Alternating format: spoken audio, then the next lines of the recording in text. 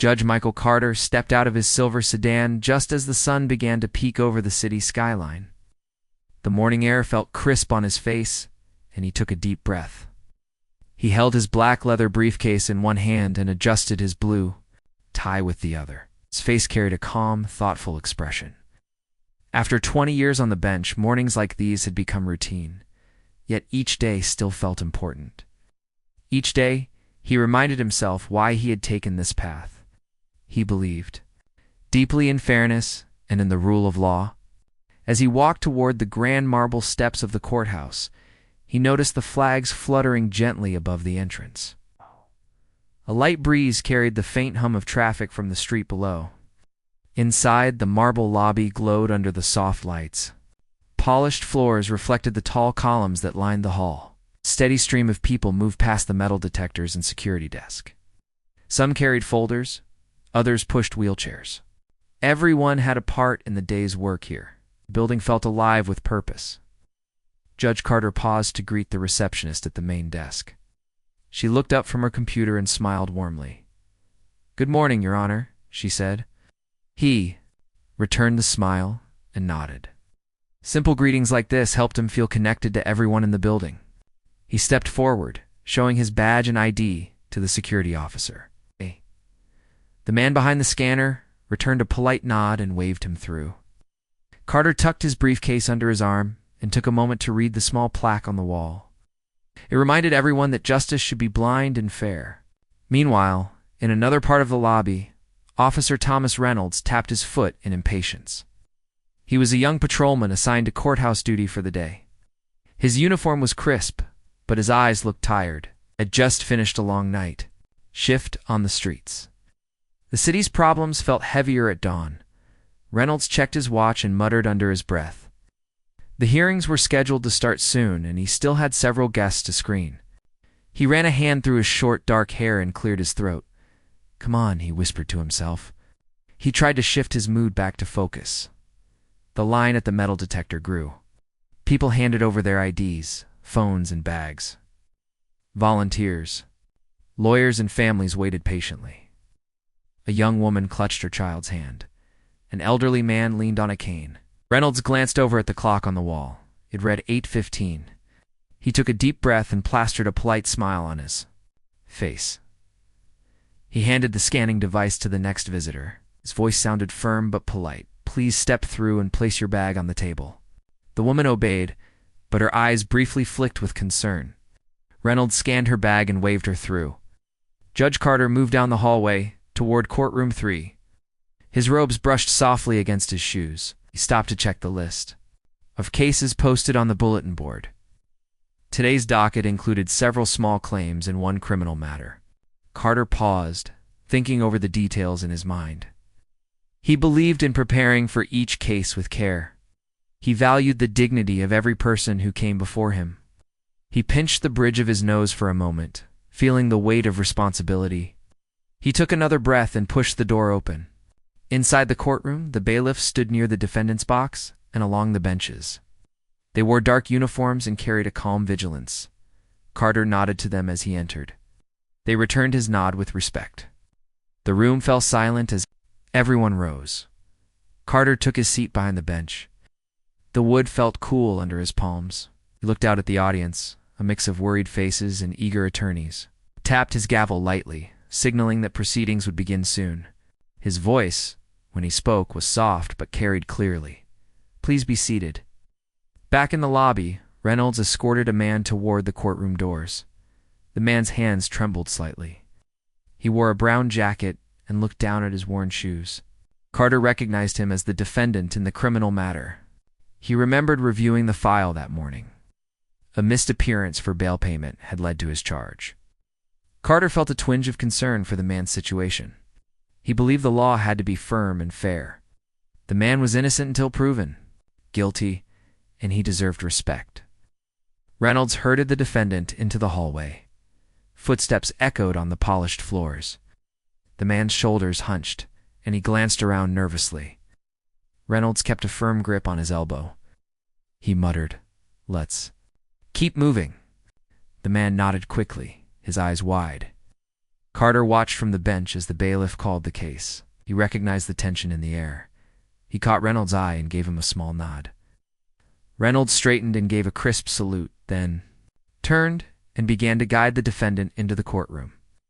As the two moved past the area where Carter had earlier greeted the receptionist, Reynolds almost collided with a young lawyer rushing by. Papers flew from the lawyer's hands and scattered across the hall. Reynolds cursed under his breath and shook his head at the lawyer, who scrambled to gather the sheets. The lawyer muttered an apology and hurried away. Reynolds' jaw tightened. He shot the lawyer a glare before focusing on the man he was escorting. The mood in the hallway had shifted. Carter felt it too. Like something heavy hung over the room now.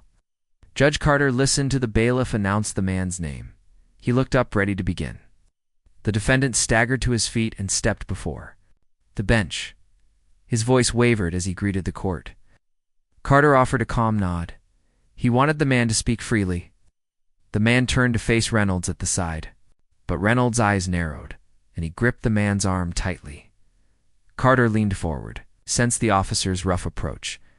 He frowned slightly. Respect for all people was part of justice, he knew.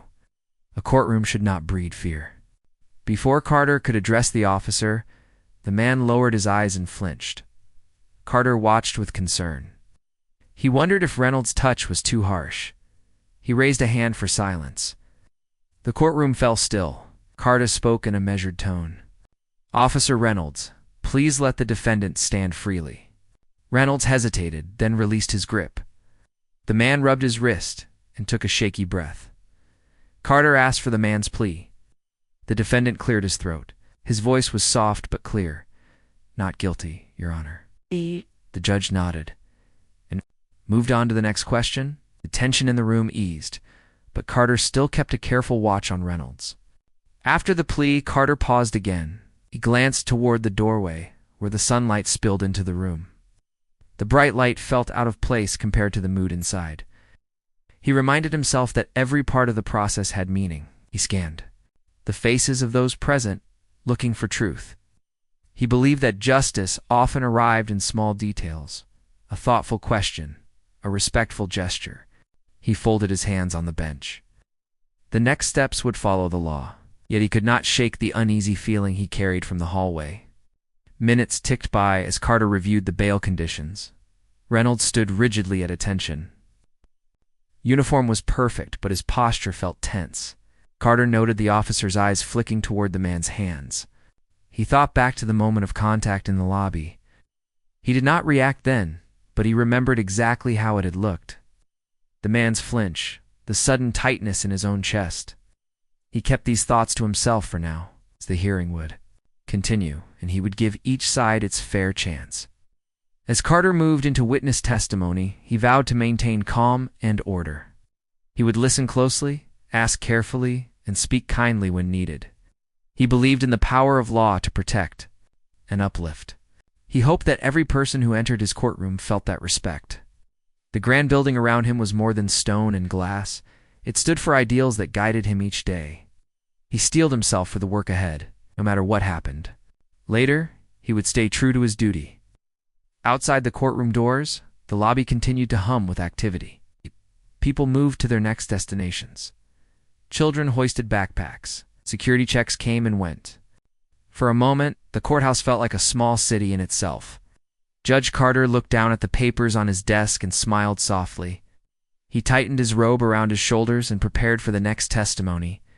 In the quiet before the storm, he found a moment of peace. He did not know what the day would bring, but he knew he was ready. Judge Carter walked down the marble hallway after the plea. His robe still whispered against the polished floor. He carried his legal pad in one hand, and his gavel pin caught the light as he moved. He felt the case had gone smoothly so far. The defendant had answered clearly, and Carter had begun to lay out the bail terms. But in the next breath, everything changed. Officer Reynolds stood a few feet away near the drinking fountain. Shoulders were tight, and his jaw had set in two. A hard line stared at Carter's back without realizing it. His mind ran over the file he had just escorted into the courtroom, the man who missed bail payments. The tension of the night patrol still clung to Reynolds. He felt the heat of frustration in his chest. Without thinking, he stalked forward. As Carter turned to step away, Reynolds reached out with one arm, grabbed Carter's elbow with a sudden yank. The judge stumbled forward, surprised by such rough contact. Carter's eyes widened. He tried to say something, but the words caught in his throat. In one swift motion, Reynolds' free hand swung across Carter's face. The slap rang out like a bell in the hall. A hush fell over the corridor. Carter's cheek reddened, and his briefcase dropped from his hand. Papers spilled across the marble floor. Reynolds froze, his breath shallow. The first time he saw the full weight of his action. The man he had hit was not a defendant at all, but the judge himself. Carter straightened and pressed a hand to his cheek, his face a mask of shock and pain. The bailiff nearest the door sprang into action. He moved to help Carter gather his papers and pick up the briefcase. Other officers rushed in from nearby. Rooms, courthouse staff peered around corners, their eyes wide. A clerk gasped, clutching her chest. Visitors stopped in mid-step, mouths hanging open. In seconds, a small crowd had formed, all drawn by the sound of that single slap. Reynolds' face went pale as he looked down at Carter's robe. He saw the silver pin shaped like scales of justice shining under the lights. He saw the gavel insignia engraved on the judge's lapel. His heart pounded in his ears. A rush of shame flooded his mind. He realized the horror of his mistake. He had assaulted a judge, the very symbol of the justice he was sworn to protect. "I am sorry, Your Honor," Reynolds stammered, his voice cracking. His words echoed oddly in the silent hallway. He dropped to one knee, his hands still hovering in the air as if waiting for permission to touch Carter again. Carter's eyes never left Reynolds. Watched the officer's shoulders shake with regret. Carter took a slow breath. Pain throbbed in his jaw, but his mind raced faster. He looked at Reynolds, saw the real fear behind the young officer's eyes. He remembered his own early days on the bench, the mistakes he had made, the harsh lessons learned. He also felt the sting of being judged by his skin color, the humiliation of being struck when he represented the law. Reynolds pressed both hands against the sill of the hallway window. His uniform felt heavy on his shoulders. He looked out at the city street below as if the world beyond these walls might swallow him whole. His face went wet with sweat. He had grown up in a place where he heard his parents whisper worries about race and authority. He had tried to push those fears away. Now they had burst through in the worst way. Carter straightened and reached slowly for his briefcase. Gathering the strewn documents, he spoke in a quiet voice that carried to every ear. "Stand up, Officer Reynolds." The officer obeyed, fingers trembling. Ow. Carter's tone held no anger, but it cut through the tension like a knife. Reynolds looked away, unable to meet the judge's calm gaze. One of the other bailiffs, a tall woman named Moss, cleared her throat. "Sir, what would you like us to do?" she asked. Carter glanced at Reynolds, then back at the bailiff. "Escort him to the holding room," Carter said, "and notify internal affairs immediately. He assaulted a member of the judiciary." His voice was firm, controlled. Reynolds' face blanched. He mouthed the words, "Your Honor," but no sound came out. He tried to speak, but only a small whimper escaped. He felt every eye in the hall upon him. Some faces betrayed pity, others shock, even anger. He had brought dishonor on his uniform and disgrace on himself. Staff members slipped out their phones to record the scene. In the stately silence of the courthouse, the clicking of camera shutters sounded loud. Reynolds felt exposed, as if every mistake of his life flashed before him. He thought of the late nights in the station house, the quiet doubt that had crept into his mind whenever he worked black neighborhoods. Sensed now that those doubts and biases had guided his hand. Carter gathered the last of his papers and tucked them into his briefcase. He rose to his full height, standing tall in his robes. He touched his cheek where the strike had fallen, wincing slightly. He set his jaw and spoke again. "Tell my clerk to prepare a report for the Chief Justice. I will preside over the next stage of this officer's case." He paused, letting the weight of his words settle. Justice must be blind, even to its own. Reynolds looked as if he might collapse. Moss and two other officers stepped forward to guide him by the arms. He let them lead him away, his head bowed. Carter watched until the officer's figure disappeared around the corner. Then he turned and walked back into the courtroom, where a stunned silence had fallen over the people waiting inside. As Carter re-entered, the bailiffs reformed their lines. The audience rose out of respect. Carter lifted his gavel with a steady hand and brought it down softly. The sound echoed reassurance. "We will take a brief recess," he announced. "I need to collect myself, and Officer Reynolds will sit separately until further notice." His voice held a calm authority that settled the room. Outside the courtroom door, the rumor had already begun. People whispered about the slap, about the officer's mistake. Some shook their heads in disbelief. Others murmured prayers. Carter's clerk hurried in, worry on her face. "Are you all right, Your Honor?" she asked quietly. He nodded, gripping the rail behind the bench. "I am," he said. "The work ahead will be difficult." In the lobby, visitors and employees alike paused in their tasks. The news spread from mouth to mouth. A young reporter slipped her phone into her pocket, eyes bright with scoop. A family on their way to small claims court clutched each other's hands. They all felt that the courthouse that morning changed in an instant. Reynolds sat alone in the small holding room next to the security desk. He stared at his reflection in the window glass. He barely recognized the man he saw. His uniform hung on him strangely, as if borrowed. He had hoped to serve and protect. Now he faced a public record of his guilt. He pressed his palms to the cool glass and closed his eyes. He did not know how he would face Judge Carter again, or himself. The hallway outside lay empty for a moment, save for one judge's robes disappearing behind the courtroom door. The marble walls seemed to echo with that single slap. It was a sound that would linger in memory, a reminder of how quickly respect can break under the weight of fear and prejudice, and how sometimes a single wrong move forces deep change. Judge Carter stood in the middle of the hallway, breathing steadily, even though his cheeks still throbbed. He felt a cold rush of adrenaline, but he kept his face calm. Around him, bailiffs in dark uniforms formed a respectful circle, leaving space for him to move freely. The polished marble floor reflected their shoes in the soft glow of the overhead lights. Carter looked at Officer Reynolds, who stood a few paces away with his head bowed. The young officer's uniform hung loosely on his shoulders now, as if it no longer fit him. Reynolds' eyes flicked up, meeting Carter's gaze for just a moment. In that moment, he saw something he did not expect. No hatred, no anger, only disappointment. Carter's voice when he spoke was steady. "Officer Reynolds," he said, "you know why I'm here?" The words cut through the hush of the hallway. Reynolds swallowed hard, and moisture gathered in his eyes. He nodded slowly, as if his body moved on its own. One of the bailiffs stepped forward and placed a firm hand on Reynolds' elbow. The officer flinched, but did not pull away. He felt suddenly small, much smaller than he had ever felt in his career. He remembered the pride he once had in his badge. Now that badge felt heavy. Every second felt drawn out, as if the whole world watched his every move. A clerk pushed open a side door and hurried toward them. She carried a notepad and pen. Her lips trembled as she spoke. "Sir, the Chief Justice is on the line." Carter nodded. He held up a hand to stop her, looked down at Reynolds and said, "Remain here.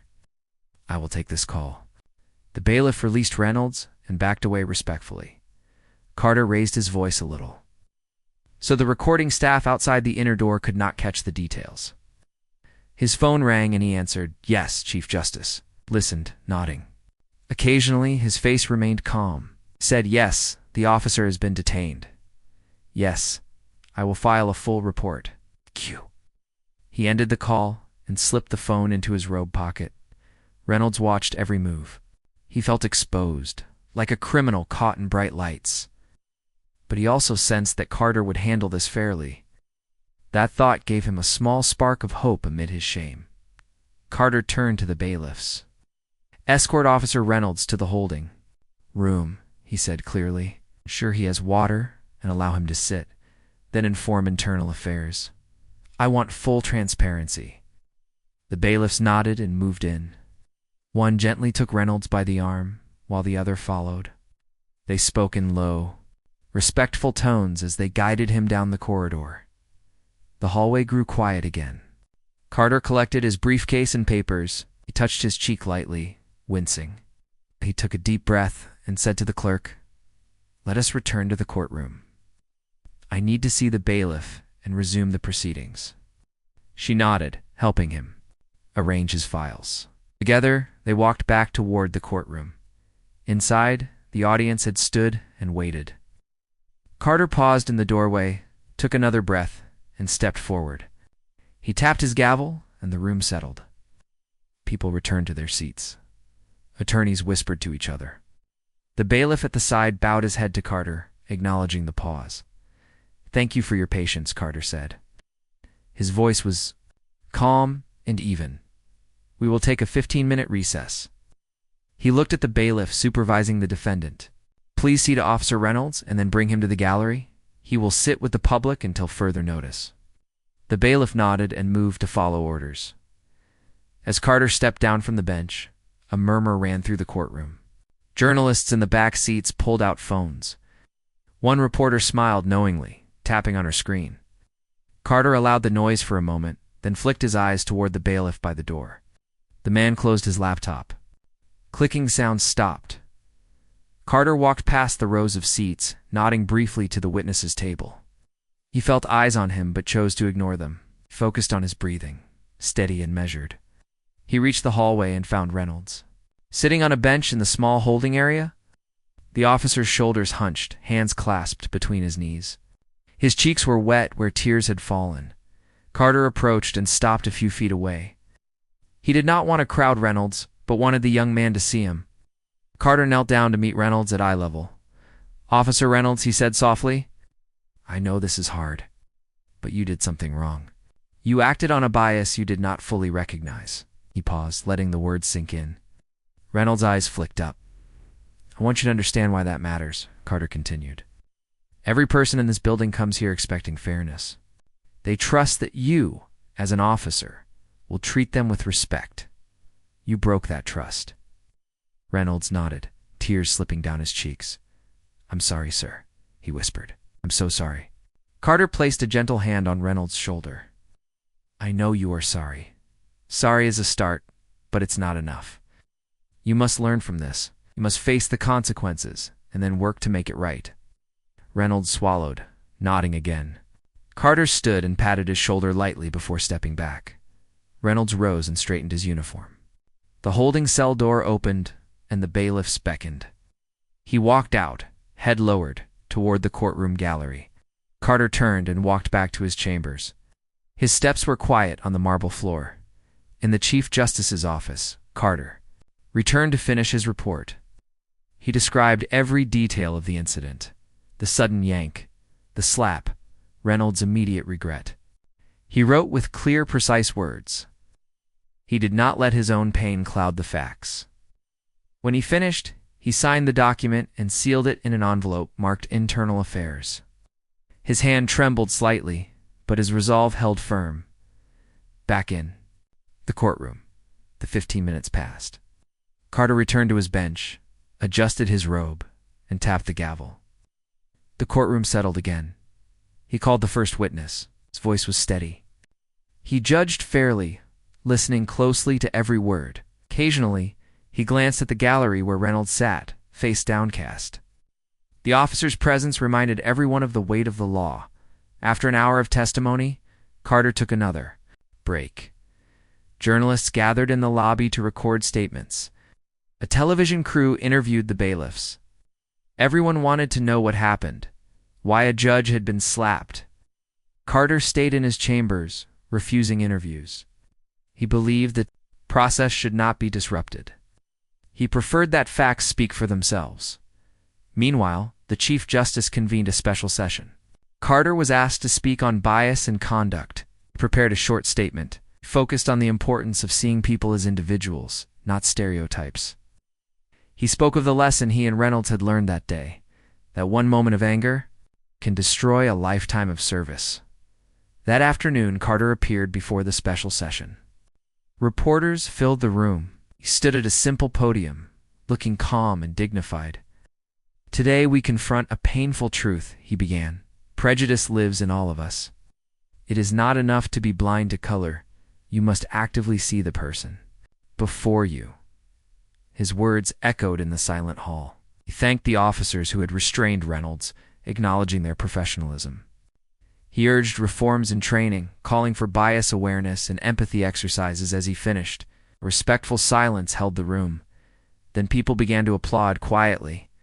Reynolds watched on a screen in a remote room. Tears filled his eyes again. He knew this day would change him forever. He vowed to follow Carter's example and work to serve all people with respect. By evening, news outlets carried the full story. Some focused on the slap, others on Carter's powerful response. A local columnist wrote, "Judge Carter turned shame into a lesson for us all." Social media buzzed with support for both justice and reform. Reynolds' name trended as a cautionary tale. But Carter's name became a symbol of fairness and strength. In his chambers, Carter closed his briefcase for the day, touched his cheek one last time. It still throbbed, but the pain had shifted from anger to resolve. He thought of the faces he had seen that morning, the defendant, the lawyer, the clerk, visitors in the gallery. He believed each had seen something important, that even judges and officers must answer for their actions. He turned off his lamp and slid the envelope onto his desk. It's marked for internal affairs. He stood, straight and resolute. The marble walls felt colder in the quiet. Stepped into the hallway and walked down the same path he had taken that morning. The flags above the courthouse entrance fluttered in the evening breeze. He took a steady breath, ready for the days ahead. He knew the work of justice never ended, but he felt prepared to face it once more. The courthouse buzzed with a new energy the next morning. Word of Officer Reynolds' slap had spread quickly through town. Television crews lined the sidewalks outside. Reporters huddled in groups, talking into cameras and scribbling notes. People gathered behind police tape, craning their necks to see the entrance. Even before the doors opened, there was a restless crowd waiting to learn what would happen next. Inside, Judge Carter arrived early. He paused on the steps, looking at the American flag overhead. He touched the silver scales pin on his robe and took a deep breath. He knew today's proceedings would matter more than most. In the lobby, he passed officers stationed behind tables. Some gave him respectful nods. Others looked uneasy, as if they still could not believe an officer had struck a judge. Meanwhile, in a conference room down the hall, the police chief sat with his command staff. They stared at a screen showing the hallway camera footage. The light played on Reynolds' face when he realized his mistake. The slash of the officer's hand against the judge's cheek, and the stunned silence that followed. The chief's brow furrowed as he leaned forward. He tapped his fingers on the table. "This is serious," he said. "We must act swiftly and with transparency." A staff sergeant stood and cleared his throat. "We've opened an internal affairs inquiry," he said. "Reynolds is suspended without pay. We're assigning an outside investigator to avoid any conflict of interest." The chief nodded in approval. He added, "We will keep the community informed. We cannot afford to undermine trust." Back in the main courtroom, a special hearing was scheduled. The room filled quickly. Family members, legal teams, and community leaders found seats. Cameras were set up on tripods along the back wall. Carter sat at the bench, his robes crisp. He looked out at the crowd, remembering the scene from just days before. He tapped his gavel lightly. A court clerk stood and read the charges. "Officer Thomas Reynolds is charged with assaulting a member of the judiciary, obstruction of justice, and misconduct in public office." The words echoed through the hush. Reynolds sat at the defendant's table, shackled at the wrist. He wore a plain suit and tie instead of his uniform. His eyes were red from sleepless nights. He glanced at Carter, who met his gaze with an even expression. Reynolds' attorney, a middle-aged public defender named Ms. Lee, stood to speak. Her voice trembled a little as she asked for a moment to confer privately with her client. Carter nodded. The bailiffs escorted Reynolds to a side room. Courtroom doors closed, cutting off the outside world. In that silence, the judge felt the weight of his position. When the doors opened again, Reynolds returned with a calmer face. He took a deep breath and sat, Ms. Lee approached the bench. "Your Honor," she said respectfully, "we request a plea of not guilty based on temporary psychological imbalance and workplace stress." Carter listened without interrupting. He believed in the right to legal counsel, even for those charged with misconduct. After a brief recess, the hearing resumed with testimony from witnesses. The first was Deputy Moss, the bailiff who had witnessed the slap. She described how Reynolds had approached Judge Carter, grabbed his arm, and struck him. She spoke of Carter's calm insistence on justice, even in pain. Her voice was steady, each detail clear and measured. The audience listened in respectful silence. Next, a security guard who had seen the hallway video gave a statement. He replayed key moments: Reynolds' tense expression, the sudden motion, the stunned crowd. The video footage played on a screen. Behind him, silent but powerful. People in the audience shifted in their seats. Some winced at the sight of the slap. Others looked down at their hands. Finally, Reynolds himself took the stand. His shoulders hunched as he walked forward. He looked at Carter, then at the jury. They were fellow officers and civilian volunteers assigned for this hearing. His voice was quiet. "I am deeply sorry," he began. He spoke of his long shifts, his mounting frustration, and how he had let fear and bias guide his hand. He admitted he had been wrong and asked for a chance to make amends. His words echoed. In the hushed room, Carter watched closely, saw genuine remorse in the officer's eyes. He believed in mercy, but also in accountability. When Reynolds finished, Carter cleared his throat. "Officer Reynolds," he said, "your apology is noted. You have acknowledged guilt. It is up to this court to decide the appropriate consequence." He paused, letting the gravity of those words sink in. The jury conferred briefly and delivered a verdict, guilty on all counts. There were nods around the table. Reynolds closed his eyes, absorbing the outcome. Carter thanked the jury and moved to sentencing. He spoke of upholding the law, of protecting the integrity of the judiciary, and of the need to rebuild trust between law enforcement and the community. His tone was measured and compassionate.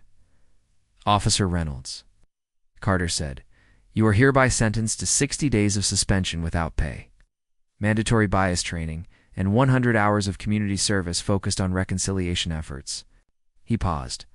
"Additionally, you will make a public statement of apology at a community forum."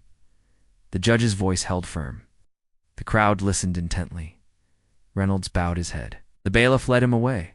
The murmurs rose in the courtroom as people processed the sentence. Some felt it was too lenient, others too harsh. Carter allowed the room to settle before dismissing the hearing. He tapped his gavel. "This court is adjourned." The sound echoed through the chamber. In the hallway, community activists had gathered. They lined up to speak with Carter. An older pastor stepped forward. "Thank you, Judge," he said softly.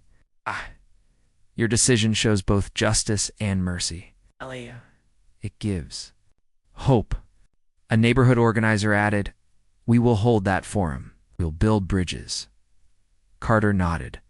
He felt the burden of leadership, but also the strength of community resolve. Outside, a crowd of citizens pressed toward the courthouse steps. They carried signs calling for reform, for accountability, for unity. Volunteers handed out flyers about the upcoming community forum. Reporters asked questions. Carter stepped out onto the steps, flanked by deputies. He spoke to the assembled crowd. "Today's events remind us that no one is above the law, not even those sworn to protect it," he said. His voice carried in the crisp air. "But today also reminds us that we can learn and grow from our mistakes. Let us work together to build trust and understanding." He paused, letting the crowd absorb his words. Some faces were tearful, others hopeful. Later that day, Reynolds attended his first bias training session at the police academy. He sat among new recruits learning about empathy, cultural awareness, and the value of respect. He listened carefully as instructors spoke of privilege and prejudice. He took notes with a steady hand. He knew he had to change. Judge Carter returned to his chambers, where he found a stack of letters. Community members, lawyers, and students had written to express support and to offer ideas for reform. Carter smiled as he read each one. He believed that change began with listening. He set the letters aside and turned on his computer. He began drafting a proposal for a new program in partnership with local universities. The program would offer officers ongoing training in bias awareness, conflict resolution, and community engagement. He added a community-knit panel to review department policies. As he typed, he could almost hear the voices of those letters guiding him. By evening, the courthouse lights dimmed, and the city around it quieted. Yet inside Carter's office, a lamp burned bright. He leaned back in his chair, reflecting on the day. A mistake had sparked outrage and fear. But through open inquiry and decisive action, something new had begun, a chance for healing, for learning, and for a fairer tomorrow. He touched the scales pin on his robe and whispered, "Justice must always move forward." Then he shut off the lamp, ready to face whatever came next. The evening sky turned soft pink as the courthouse steps emptied out. Judge Carter stood for a moment, watching the last of the crowd disperse. His chest felt lighter now that the day's work was done. He touched the silver scales pin on his robe with a steady hand. In that simple gesture, he thought of balance, how one moment of injustice must be met with many acts of right. He tucked his gavel under his arm and walked inside. Officer Reynolds, meanwhile, sat in a small meeting room at the community center. The walls were painted warm yellow and folding chairs formed a circle. Around him sat people from different walks of life: students, small business owners, retirees, and a pastor who had spoken at the hearing. This was the forum Judge Carter had ordered, an open space for apologies and understanding. Albert Ellie Reynolds's heart pounded. He wore a clean uniform shirt and tie, but today he was not on duty. Today he was a learner. When everyone was seated, the pastor stood and cleared his throat. "Welcome, friends," he said gently. "We come together to share, to listen, and to heal." He gestured to Reynolds. "Officer Reynolds, the floor is yours." Reynolds rose slowly. His voice trembled at first as he said, "I am here to say I am truly sorry for what I did. I forgot the promise I made as an officer to serve and protect all people equally. I let my fears and my bias guide me. I hurt the very person I'm supposed to help." He paused, looking down. A heavy silence filled the room. Then a woman from the back raised her hand. She was a school teacher who had watched the video that morning. "Thank you for your apology," she said softly. "It takes courage to admit you were wrong." Reynolds looked up, surprise in his eyes. He nodded and sat back down. One by one, others spoke. A young man who had been pulled over unfairly shared his own story of being treated with suspicion. A retiree described how respect changed his life when he felt seen rather than judged. Each voice wove a tapestry of hurt and hope. Reynolds listened without interruption. He felt warmth in the room, not judgment. He realized that people did want to believe in him again, but he would have to earn their trust. After everyone spoke, the pastor invited them to pair up for a simple task: share one positive memory of an encounter with a police officer. Reynolds joined with the young student. The boy said, "My uncle is a firefighter, and he once let me ride in the fire truck. It felt safe." Reynolds smiled, picturing the boy's excitement. He said, "My first patrol ride was with a mentor who showed me how to help a lost dog find its home. It made me proud." They laughed together. As the forum closed, people thanked Reynolds for listening. He felt a gentle shift inside him, a sense that true service meant more listening than speaking. He thanked the pastor and the group, promising to carry today's lessons into every future call. Outside, the last light faded, and Reynolds walked to the parking lot alone. He stared at the dark sky, thinking of Judge Carter's words. Justice must be blind and kind. The following week, Judge Carter returned to the small conference room where Reynolds had sat. This time, he led a training session for officers on bias awareness. He spoke plainly, using the forum's stories as examples. He asked questions. How do we see each person's individual story? How do we stop assumptions before they start? Officers leaned forward, taking notes. Carter watched their faces, hopeful that change could ripple through the entire department. One officer raised a hand. Your Honor, will we have more workshops like this? Carter smiled and said, yes. We will build ongoing dialogues with community members. This cannot be a one-time fix. The officer nodded, and Carter felt the weight of his responsibility settle into something like purpose. He had started one spark. Now it was time to nurture the flame. In his chambers later, Carter opened a letter from a local university. The sociology department offered to partner on research into policing and community trust. He accepted gladly. He drafted an outline for a joint program of regular surveys, community events, and curricular support for officers and students alike. He imagined a future where police academies taught empathy as rigorously as handcuffs and forms. Meanwhile, Reynolds threw himself into the community service ordered by the court. He volunteered at the senior center, fixing up wheelchairs and offering rides to appointments. He helped coach a youth soccer team in a neighborhood park. He visited the library, reading stories to children. In each place, he greeted people with open eyes and a sincere, "How can I help?" Slowly, his badge began to feel right again. He wore it not as a symbol of power, but as a promise to serve.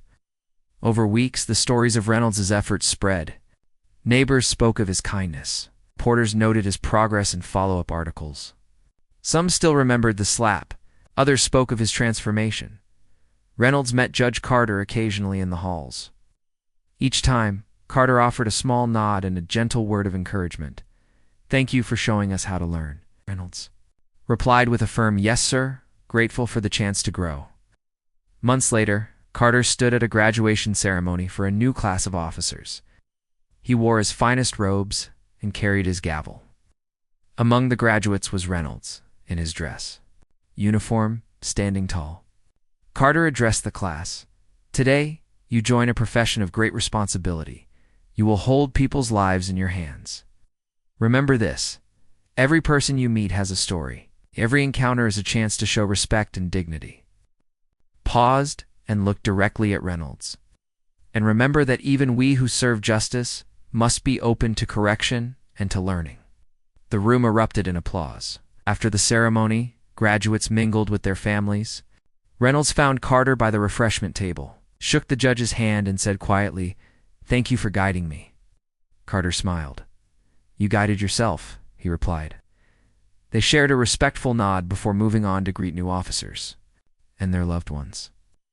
Back in his chambers that afternoon, Carter reflected on how a single act of prejudice had led to such broad change.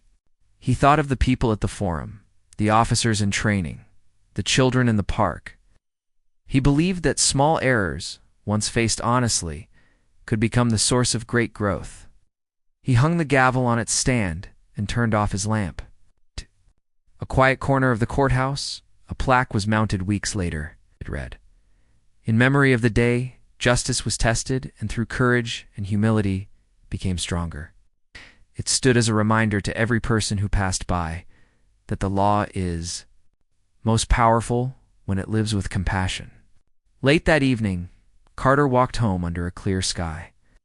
He felt a soft breeze, thinking of the scales pin on his lapel and the slap that had sparked the journey. Only carried neither anger nor regret, only gratitude that justice had found its true shape. He smiled, knowing that the real work of justice never ends, but that every day brings another chance to get it right.